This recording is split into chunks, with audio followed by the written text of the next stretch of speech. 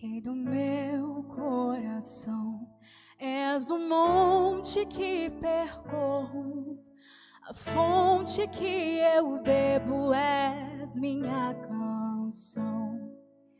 Rei do meu coração, és o meu esconderijo, refúgio que preciso, és minha canção.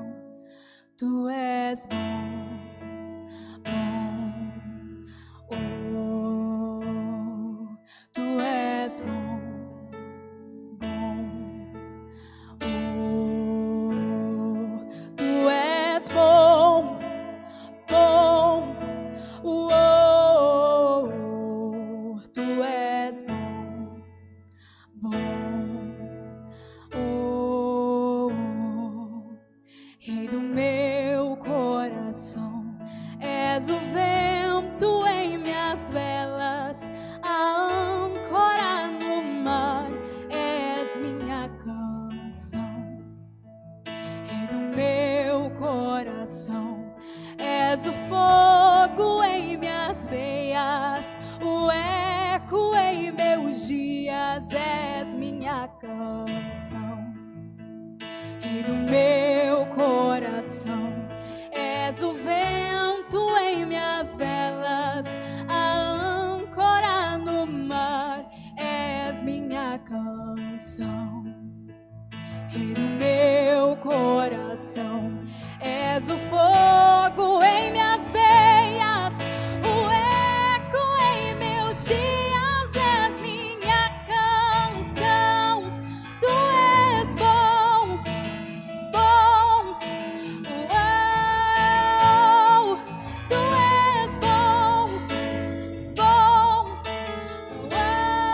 uau, tu és bom, bom, uau, tu és bom, bom, uau. Tu não me deixarás, não me deixarás jamais. Tu não me deixarás, não me deixarás jamais. Tu não me deixarás, não me deixarás jamais. Tu não me deixarás, não me deixarás jamais. Tu não me deixarás, não me deixarás jamais.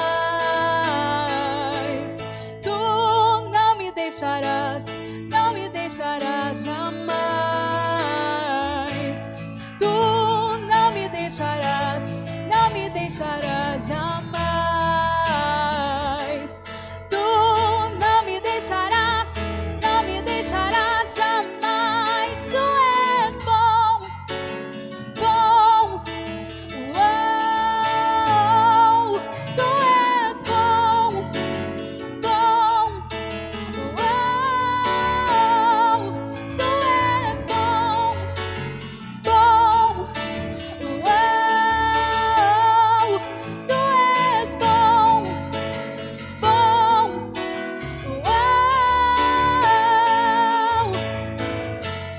Tu não me deixarás, não me deixarás jamais. Tu não me deixarás, não me deixarás jamais. Tu não me deixarás, não me deixarás jamais. Tu não me deixarás, não me deixarás jamais. Tu és bom, bom, tu és bom, bom, tu és bom, bom, tu és bom.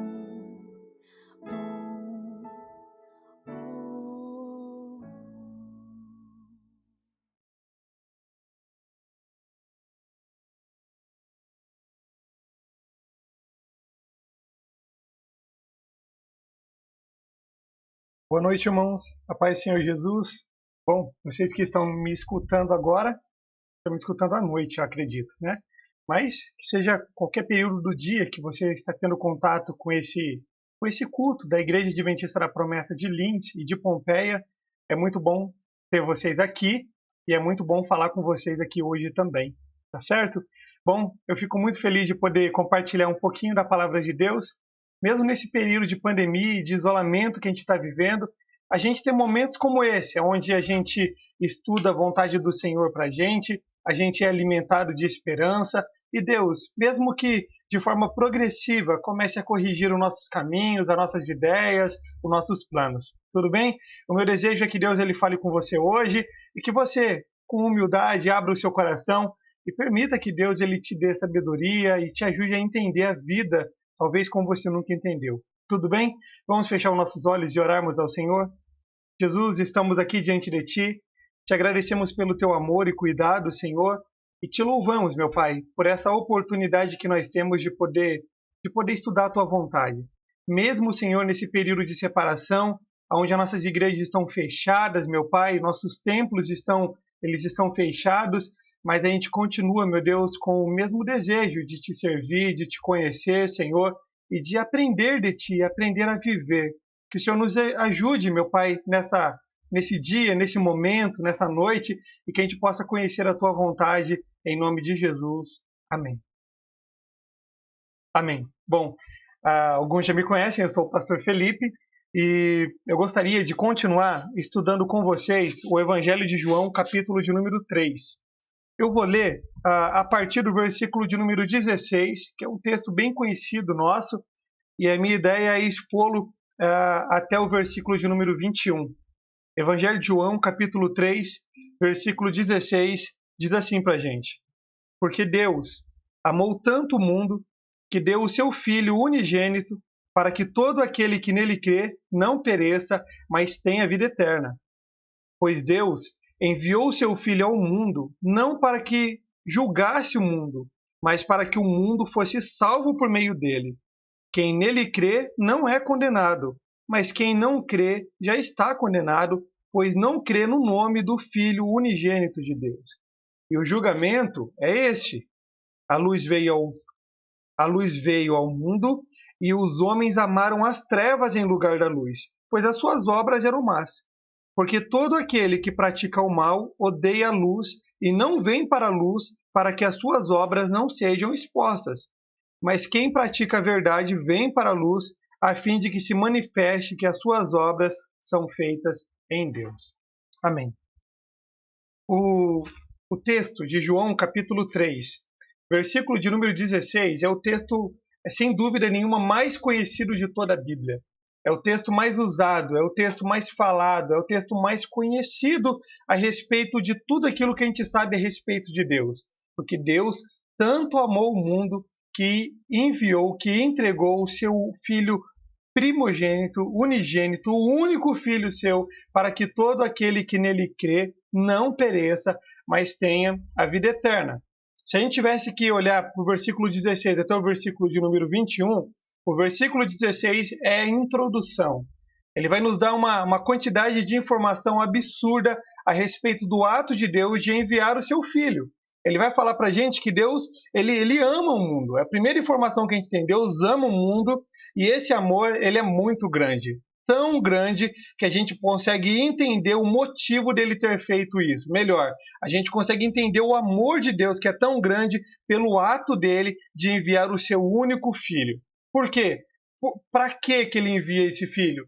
Ele envia esse Filho para que todo aquele que creia nesse Filho, Jesus Cristo, não morra, não pereça, mas tenha a vida eterna. Daí é a introdução que resume tudo aquilo que a gente vai conversar hoje, né? Eu gostaria de gastar um tempinho com vocês, pensando não só no versículo 16, mas pensando no versículo 17, 18, 19, 20 e 21.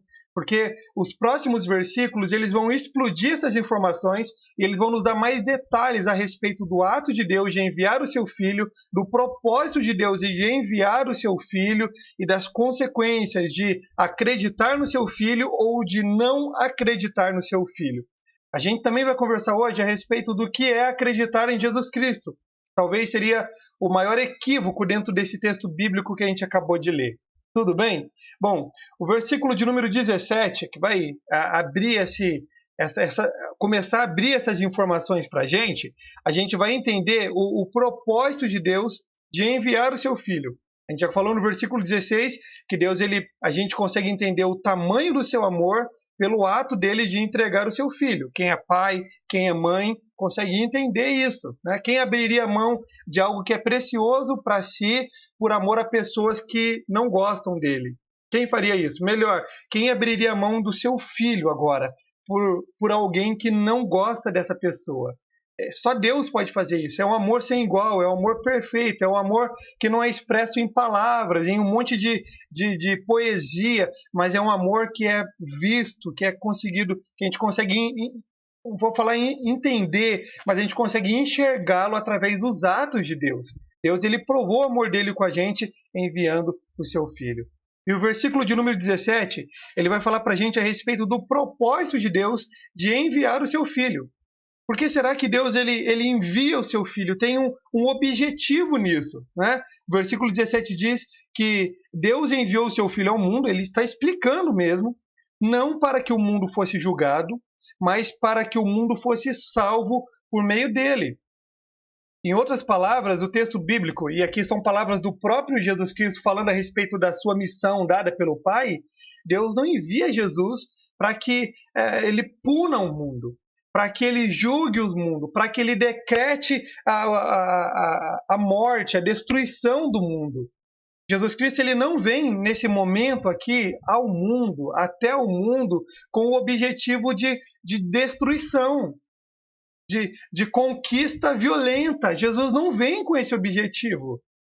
Ele prova para a gente que o motivo dele estar no mundo não é de um conquistador que veio causando matança, destruição, tomando aquilo que às vezes não pertence a ele. Não é o ato de Deus ao enviar o seu Filho. Ele envia o seu Filho para que o mundo creia nele e seja salvo por meio dele. É isso que Deus deseja fazer na vida do homem. Deus deseja salvar o homem. Deus deseja libertar o homem. E aqui começa a Deus a abrir a nossa visão e permitir que a gente enxergue um pouco mais do que aquilo que a gente consegue enxergar com os nossos olhos, do que aquilo que a gente consegue enxergar com a limitação da nossa visão. Porque o objetivo de Deus em enviar o seu Filho não foi meramente e simplesmente para que a gente tenha uma vida boa e tranquila aqui nessa terra, mas foi para que a gente seja salvo da morte. O versículo 16, ele começa lembrando a gente que Jesus ele vem ao mundo para que o mundo não pereça, para que o mundo não morra, para que o mundo não seja destruído. Porque todo mundo, irmãos, e essa daí é uma crença básica da nossa fé em Jesus Cristo, todo mundo foi criado com a identidade, com o manual, com o planejamento de ser coeterno com Deus, de ter um início, mas de não ter um fim na sua vida. O pecado entra no mundo e por conta do pecado hoje a gente tem a morte, a gente tem as doenças, a gente tem a rivalidade, a gente tem tudo aquilo que existe de trevas no coração do homem. Isso hoje perdura. Mas por mais que o homem às vezes não consiga enxergar, por mais que o ser humano não consiga perceber, tem uma coisa pior ainda à sua frente, que é a morte. E não uma morte comum, mas a destruição total, a inexistência. Deus está enviando o seu Filho justamente para salvá-lo disso, para nos tirar desse caminho de destruição. Deus envia o seu Filho para que a gente seja salvo por meio do seu Filho, Jesus Cristo. Esse é o propósito de Deus, é o objetivo de Deus. Todo homem nasce com um carimbo já rejeitado, destruição, tem um tempo de vida longo, à espera desse momento, mas a gente sabe que esse dia vai chegar. A gente não gosta de pensar nele, a gente não gosta de se lembrar dele, a gente ama muitas pessoas que estão à nossa volta, por mais que hoje tenha seres humanos que estão desejando a morte de outros, mas de forma geral a gente não deseja a morte das pessoas que a gente ama. E Deus, ele envia o seu Filho Jesus Cristo para nos livrar disso, para nos libertar dessa sentença de destruição que a gente tem. Esse é o objetivo de Deus de enviar o seu Filho Jesus. A gente sabe disso e a gente crê nisso. E aí, seguindo essa linha de pensamento que Jesus está construindo, conversando com o tal do Nicodemos aqui no capítulo 3, Jesus ele vai falar a respeito da maneira de Deus de salvar o homem. Existe uma maneira para que isso aconteça. E o versículo de número 18 diz que quem nele crê não é condenado, mas quem não crê já está condenado, pois não crê no Filho unigênito de Deus. Vai criar uma separação aqui que transcende, que é muito maior do que riqueza, nível social, cor, a geolocalização nossa, se a gente faz parte de um continente mais abastado ou de um continente mais fraco, mais tomado por dificuldades. Jesus ele vai criar uma separação entre aqueles que creem nele e aqueles que não creem nele. E uma separação que, infelizmente, não é feita por ele, mas é uma decisão pessoal das pessoas de se enquadrar nesses dois níveis aqui. E isso daqui, mais uma vez, não é uma coisa feita por Deus em tirar o direito de alguns, em separar aqueles que ele gosta mais. Não, todo ser humano tem direito à salvação, todo ser humano pode ser alcançado pela salvação, porque Deus ele ama o mundo, ele deseja salvar o mundo, mas existe uma maneira para que isso realmente aconteça. E o versículo 18 diz que a forma como a gente é salvo da destruição, como está escrito aqui, é a gente crer em Jesus Cristo. Quem nele crer está salvo, mas quem nele crê continua na situação anterior de já estar condenado. E aqui a gente vai encontrar talvez a pior e o maior erro de interpretação dentro desse texto bíblico. De pensar que acreditar em Jesus é ter ciência da sua existência. Que acreditar em Jesus é saber que existe um Deus no céu que enviou o seu Filho, que esse Filho voltou para o reino dos céus e ponto. Eu acredito que ele é essa pessoa e acabou. Mas a gente vai para toda a Bíblia e não só para essa parte aqui, e próximos versículos vão embasar esse pensamento nosso de que acreditar em Jesus é mais do que ter ciência da sua existência. Essa discussão já existe por muito tempo. Se a gente olhar friamente para a sociedade, muita gente acredita em Deus. Eu poderia dizer até que a maioria acredita em Deus. Mas a gente não consegue diferenciar a crença delas em Deus ou não, se não for pelas palavras delas. Porque as ações, a maneira de viver, de pensar, de enxergar a vida, de conduzir os seus pensamentos, os seus planos, é totalmente igual. Não existe diferença dentro da sociedade hoje, praticamente, das pessoas que dizem acreditar em Deus e das que dizem que não acreditam. Eles vivem bem parecido. Vivem bem parecido. Eles enfrentam dificuldades bem parecidas. A vida deles é muito parecida. Mas acreditar em Jesus, e isso daí vem do conceito de mestre, de rabino, do tempo antigo aqui, acreditar em alguém é seguir os conselhos dessa pessoa. É acreditar na forma como essa pessoa vive a vida dela e acreditar que aquela é a forma correta de se viver. Crer em Jesus Cristo é mais do que ter ciência da sua existência, mas é segui-lo, mas é permitir que a sua vida seja guiada por Ele. A gente poderia trazer exemplos bem práticos e simples a respeito dessa diferenciação. Talvez o mais duro e o mais forte de todos é dado para nós por Tiago. Se a gente for lá para a carta de Tiago, no finalzinho da Bíblia, Tiago vai falar assim, olha, o diabo crê em Deus. O diabo sabe da existência de Deus. O diabo estremece diante de Deus, tem medo porque ele sabe realmente quem é Deus, o seu poder, a sua grandeza. Ele conseguiu vê-lo, ele foi criado um dia por ele. O diabo tem ciência. Mas olha, o diabo não faz a sua vontade, as suas obras continuam sendo más. Será que pelo diabo acreditar em Deus, isso lhe dá acesso à salvação e ao reino dos céus, à vida eterna? Não. Porque acreditar é mais do que a gente ter ciência da existência, é a gente realmente modelar, é a gente formar a nossa vida de acordo com aquilo que a gente acredita. É isso. Né? Há quem hoje acredite friamente que não existe vida após morte. Que a hora que a gente chegar lá no finalzinho, acabou, apagou, a gente nunca mais vai enxergar nada. É um ponto final realmente. E essas pessoas aproveitam o máximo que podem, fazem tudo aquilo que traz realização pessoal, seja destruindo a vida de outras pessoas, ou às vezes fazendo bem também, mas elas fazem aquilo que elas têm vontade de fazer. Porque um dia tudo vai acabar, então o importante é viver a vida aqui. E essa é uma linha de pensamento que muitas pessoas permitem que guiem as suas vidas.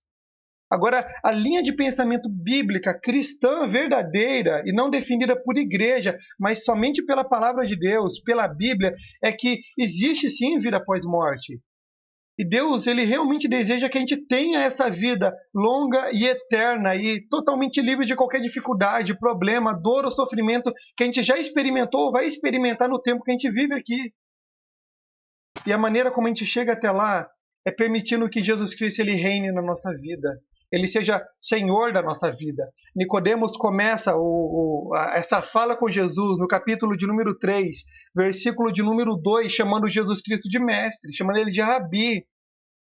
Nicodemos tem palavras para falar que Jesus é um Senhor, que tem uma boa palavra, que é um mestre da sua vida, mas é só palavra.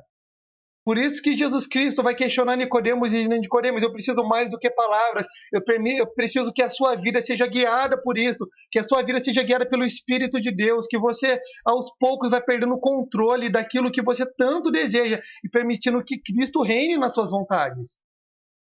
Se isso não acontecer com a gente continua naquela situação anterior, que é descrita aqui no versículo de número 18. Ali diz, pois quem não crê no nome do Filho unigênito de Deus já está condenado. A situação continua a mesma, ainda que eu saiba da existência de Deus, ainda que eu tenha conhecimento de que realmente Ele existe, eu continuo na mesma situação, caminhando para um abismo que um dia vai ceifar a minha vida e vai me destruir. Deus ele é amoroso, misericordioso, conhece a nossa situação atual. E por conhecer a nossa situação atual, ele envia o seu Filho para que, crendo nele, para que, seguindo a ele, a sua vontade, os seus ensinos, a gente tenha a vida eterna. A gente precisa se sujeitar à vontade de Deus. A gente precisa se submeter à vontade de Deus, porque um dia Deus ele há de julgar esse mundo. O versículo 19 fala para a gente que o julgamento de Deus é este. A luz veio ao mundo. Os homens amaram as trevas em lugar da luz, porque as suas obras eram más. Porque todo aquele que pratica o mal odeia a luz e não vem para a luz para que as suas obras não sejam expostas. O julgamento é esse. Deus enviou o seu Filho para que as pessoas fossem atrás dele, seguissem ele, fossem salvos. Mas o mundo, grande parte do mundo não aceitou a Jesus, até tiveram ciência da sua existência, mas não seguiram a ele de verdade, não confiaram a ele a sua vida, não permitiram que os seus planos, que a sua maneira de viver, de enxergar o mundo fosse substituída pela maneira que Jesus Cristo enxerga o mundo, e por conta disso eles permaneceram nas suas trevas, e Deus um dia há de julgar essas pessoas. Se Deus fosse julgar o ser humano por bondade ou por maldade, irmãos, ninguém escaparia, porque todos nós somos maus. Podemos, aos nossos olhos, não sermos os piores da terra, mas nós somos maus. Nós somos guiados pelo nosso coração que é mau, que é corrompido, pelo nosso ego, pelos nossos prazeres, pela nossa autoestima, autoavaliação. A gente faz aquilo que a gente tem vontade. E o convite de Deus é que vocês, se vocês querem ser salvos por Ele, vocês precisam segui-lo de verdade. Vocês precisam permitir que Ele guie a vida de vocês. Que Ele domine sobre os planos de vocês. Não existe, irmãos, outro caminho para entrar no reino dos céus. Não basta saber a existência de Deus, não basta falar a respeito dele muito bonito, não basta se encontrar com ele, como Nicodemos estava se encontrando com Jesus naquela noite. É necessário que a gente creia nele de verdade. Verdadeiramente, Jesus Cristo ele é o Filho de Deus. Ele veio para salvar a nossa vida. Nós cremos no amor e no cuidado dele. Nós confiamos nele. Por fazer isso, nós dizemos, Senhor, pela sua vontade, nós viveremos a nossa vida. Pela sua vontade, nós seguiremos a nossa vida. A gente vai andar como o Senhor nos ensinou a andar. A gente vai viver como o Senhor nos ensinou a viver. E a gente sabe que ainda assim a gente vai tropeçar, vai errar em muitas coisas. E nunca seremos merecedores de alguma coisa. Mas nós temos fé e acreditamos que todos aqueles que reconhecem a Jesus como Salvador da sua vida são salvos por Ele. A gente precisa confiar nele. A gente precisa entregar para Ele a nossa vida.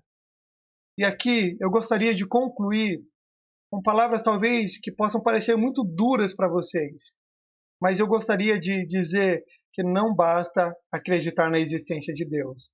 Não basta a gente ir para a igreja, que não basta a gente fazer as nossas orações, que não basta a gente fazer atos de bondade na sociedade, na igreja ou em qualquer outro lugar que a gente deseja.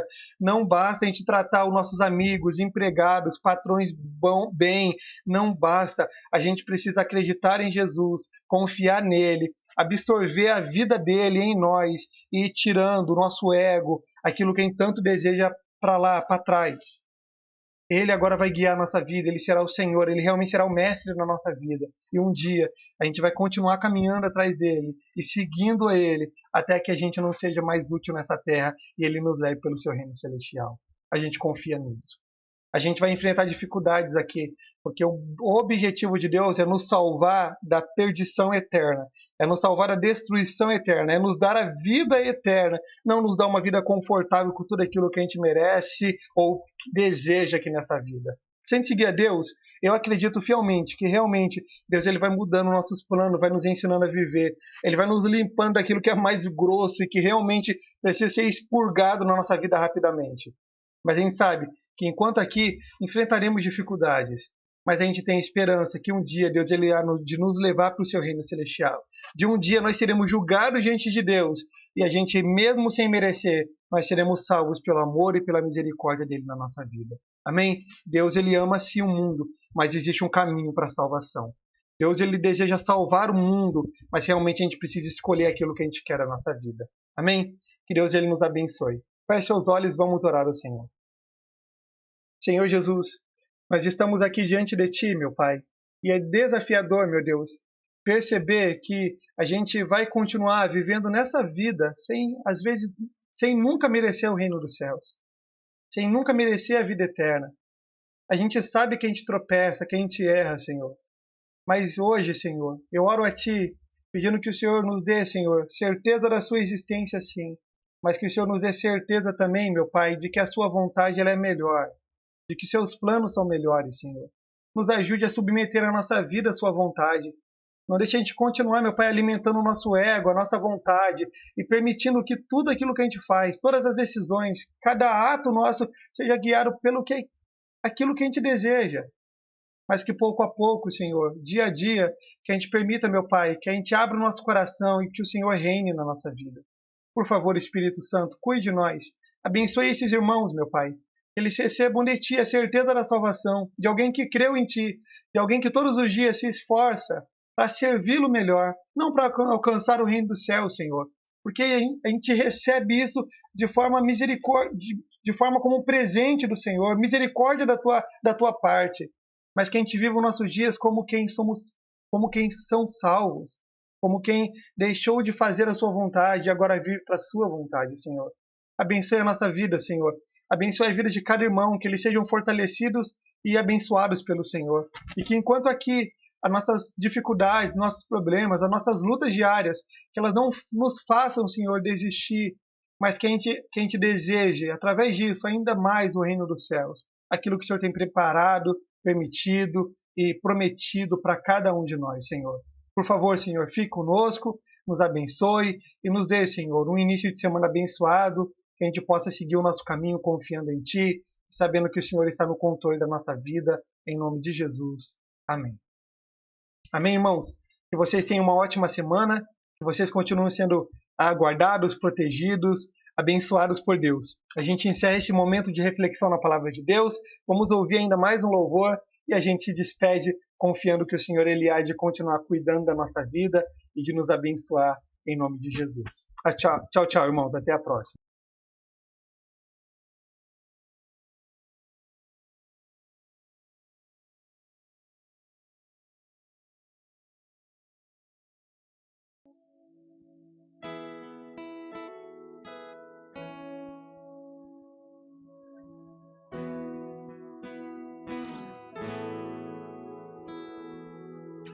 Cristo, minha esperança, pedra angular, que firma meus pés, seguro está a minha vida em tuas mãos. Tuas promessas me bastam para seguir. Cristo, a minha paz, inabalado sou.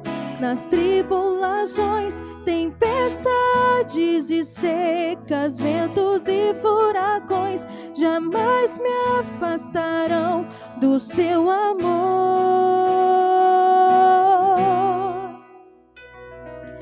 Ele é minha vida, minha força e canção, meu consolador, alegria e perdão, presente de amor, vida e restauração.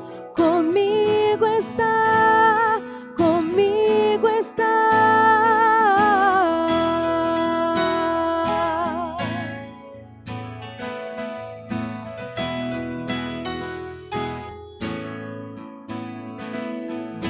Cristo, minha esperança, pedra angular, que firma meus pés, segura está a minha vida em tuas mãos. Tuas promessas me bastam para seguir.